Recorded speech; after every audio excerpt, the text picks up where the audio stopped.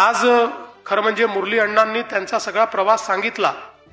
मला असं वाटतं की भारतीय जनता पक्षामध्ये नेहमीच कार्यकर्ते आणि नेते घडवण्याचा विचार होतो.